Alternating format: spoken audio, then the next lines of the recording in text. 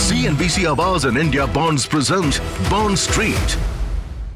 Bond street में आपका स्वागत है। हमारे साथ आज एक बहुत खास मेहमान जुड़ रही हैं मनिंदर चीमा, एग्जीक्यूटिव डायरेक्टर हैं सेबी से। मिस चीमा, बहुत शुक्रिया हमारे लिए आज यहाँ पर समय निकालने के लिए CNBC आवाज़ पर। हम ये जानते हैं कि इक्विटीज़ में इंटरेस्ट और अवेयरनेस थोड़ी ज़्यादा रही है और बॉन्ड मार्केट्स थोड़ा सा लैग बिहाइंड किए हैं, लेकिन अगर हम पिछले 12-18 महीने के नंबर्स देखें तो एक अच्छी खासी ग्रोथ यहाँ पर भी देखने को मिली है। क्या रीज़न देखेंगे उसके लिए और यहाँ से अब किस तरह की ग्रोथ कंटिन्यू रह सकती है? तो पिछले 2-3 साल पहले सेबी ने एग्जैक्ट डेट मुझे याद नहीं है, लेकिन पिछले 2-4 साल पहले सेबी ने ऑनलाइन बॉन्ड प्लेटफॉर्म्स अलाउ किए थे।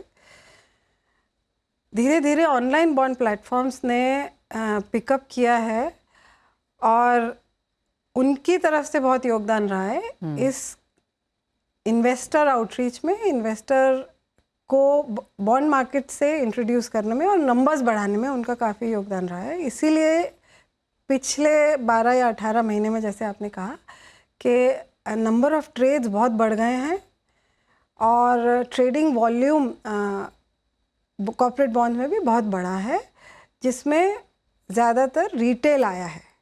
कॉर्पोरेट बॉन्ड मार्केट अपने आप में बहुत बड़ा है, लगता नहीं है कि इतना बड़ा है, पर अगर आउटस्टैंडिंग वैल्यू से देखें तो दिसंबर 2025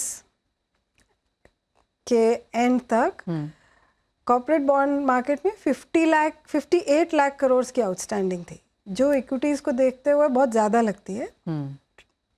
पर ये प्राइमरीली इंस्टीट्यूशनल मार्केट है, तो इसमें रिटेल पार्टिसिपेशन कम है। पिछले 1-1.5 साल से रिटेल पार्टिसिपेशन बढ़ा है, तो ट्रेडिंग वॉल्यूम्स और नंबर ऑफ ट्रेड्स OBPPs के कारण ज़्यादा बढ़े हैं।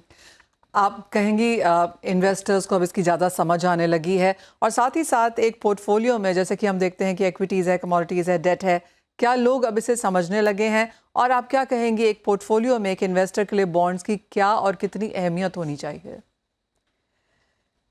तो जब आप इन्वेस्ट करते हैं, पोर्टफोलियो में सिखाया जाता है कि इक्विटी भी होनी चाहिए, डेट भी होना चाहिए, गोल्ड भी होना चाहिए, लेकिन इंडियन इन्वेस्टर को कुछ समय तक, कई सालों तक कॉर्पोरेट बॉन्ड की जानकारी और एक्सेस कम था।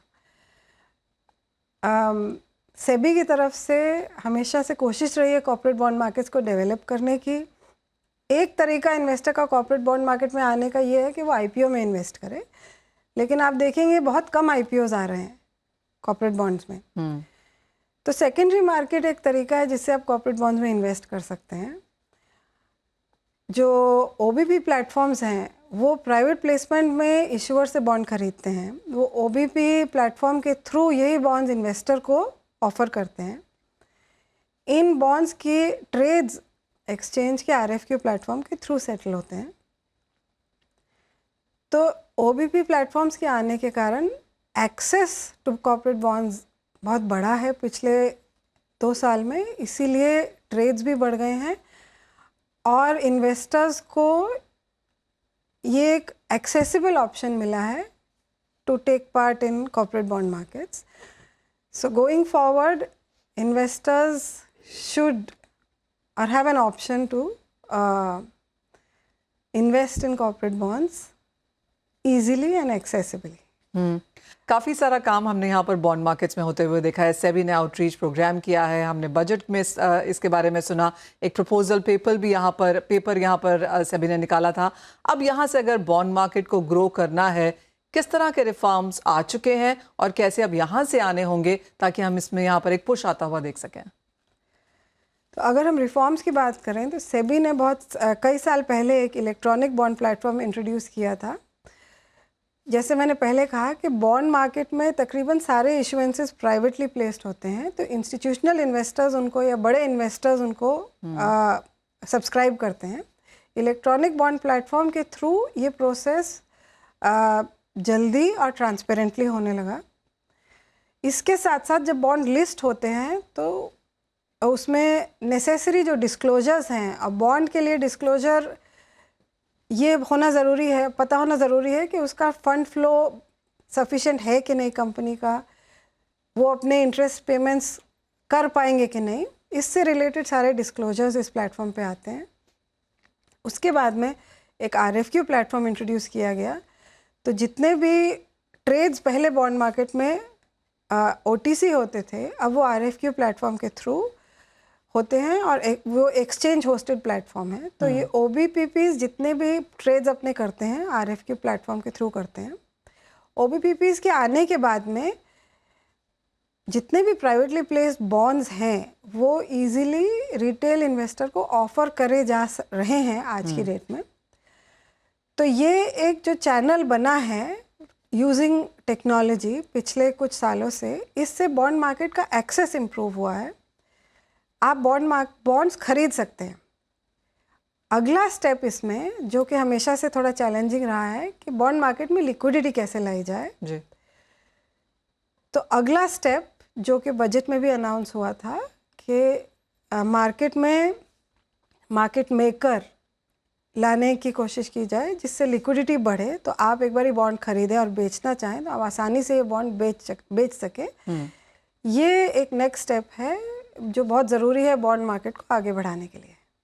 एंड मिस चीमा, फाइनली क्योंकि हमने आपको विमेंस डे पे यहाँ पर इनवाइट किया है, तो विमेन इन्वेस्टर की क्या अहमियत है ओवरऑल मार्केट्स में और उन्हें क्या राय देना चाहेंगी? तो महिलाएं परिवार में बड़ा अहम रोल परफॉर्म करती हैं। घर का सारा खर्च उनके हाथ में होता है। पैसा उनके हाथ में हो या ना हो, लेकिन खर्चे का पूरा अंदाज़ा उनको होता है। आगे आने वाले टाइम के लिए कितना खर्चा करना है उसका एस्टिमेट होता है। पैसे सेव करने की, कुछ जोड़ने की एक फितरत जो है वो महिलाओं में ज़्यादा होती है। वो सेफ इन्वेस्टर हैं। तो ये सब देखते हुए फॉर ऑल वीमेन मैसेज ये है कि आप सारे ऑप्शंस के बारे में जानकारी लीजिए, समझ के और परख करके इन्वेस्टमेंट करिए और आप अपना एक बैलेंस्ड पोर्टफोलियो बनाएं। मिस चीमा, बहुत शुक्रिया हमारे लिए आज समय निकालने के लिए CNBC आवाज़ पर। Thank you. Thank you. CNBC Awaaz and India Bonds present Bond Street.